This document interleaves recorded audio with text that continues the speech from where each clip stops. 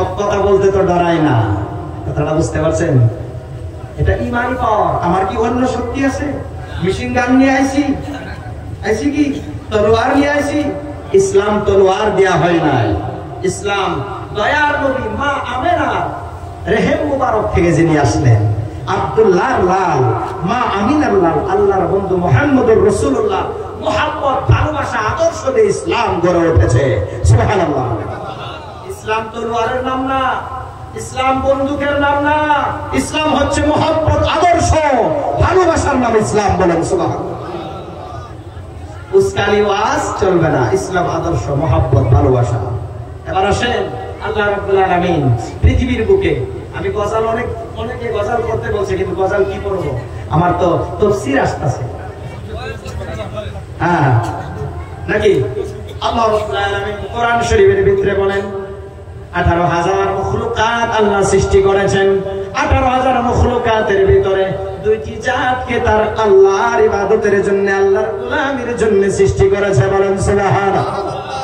আল্লাহ রাব্বুল আলামিন বলেন ওয়ামা খালাকতুল জিন্না ওয়াল ইনসা ইল্লা লিয়াবুদুন। বলেন সুবহানাল্লাহ। আল্লাহ বলে আমি কি সৃষ্টি করি নাই? পাঠ করেছি। সুবহানাল্লাহ। করি নাই, করেছি। প্রশ্ন আল্লাহ প্রশ্ন করে আল্লাহ জবাব দেন। আমি কি করি নাই? করেছি। হে মানুষ এবং জিন, তোমাদেরকে একমাত্র ইল্লা লিয়াবুদুন, আমি আল্লাহর ইবাদতের জন্য। সুবহানাল্লাহ। ওয়াজ শুনলে হবে না, ওয়াজ দেখতে হবে। ওয়াজ দেখতে হবে। ওয়াজ দেখছেন কোনদিন? ওয়াজ দেখা কাকে বলে জানেন?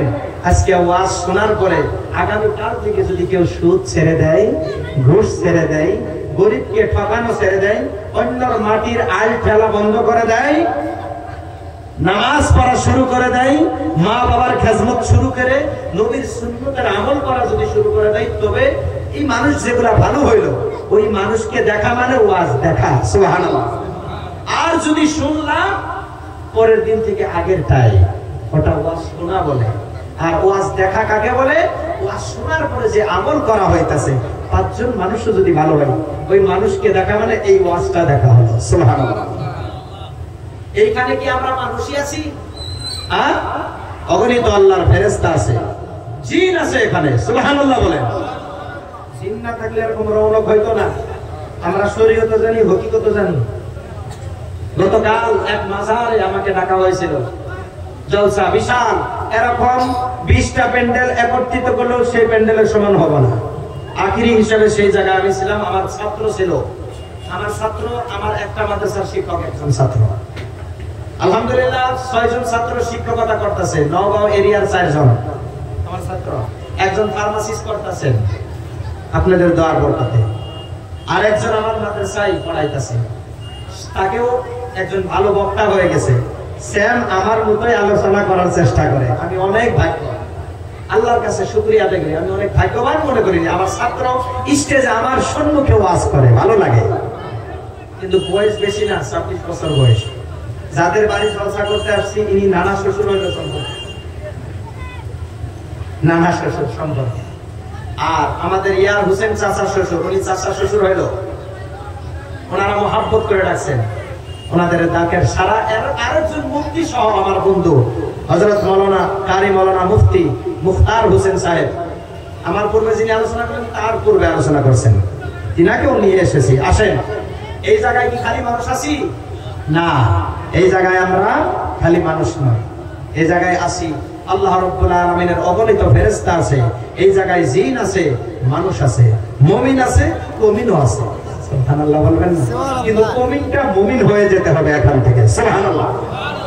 আসেন, ওই প্রোগ্রামে আমি যখন গেলাম গতকাল, আখিরি হিসেবে আলোচনা করলাম, প্রায় প্যান্ডেলে 10,000-এর উপরে মানুষ ছিল। প্যান্ডেলে ওই জায়গায় দেখছি প্যান্ডেলের ভিতরে কিছু মহিলা পুরুষ একসাথে বসে আছে।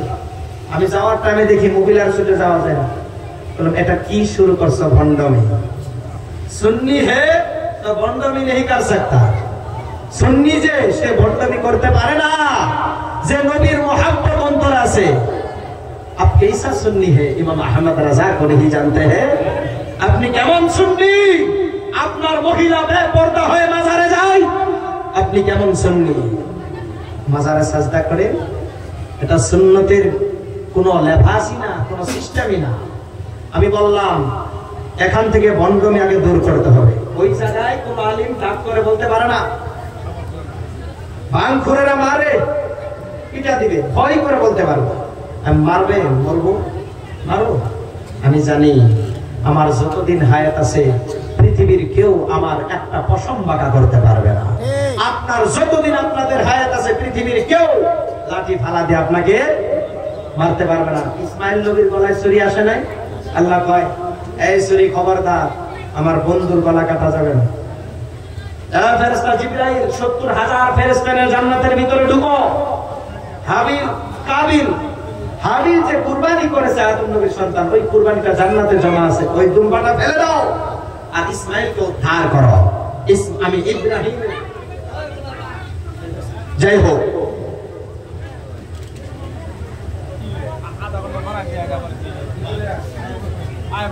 আচ্ছা যাই হোক, আমি খুশাখুশি ভালো পাই না। খুশাখুশি এই সমস্যায় আমি ওয়াজ করতে পারবো না। ওমা আলাইনা ইল্লাল বালাগ। আসসালামু আলাইকুম ওয়া রাহমাতুল্লাহি ওয়া বারাকাতুহু।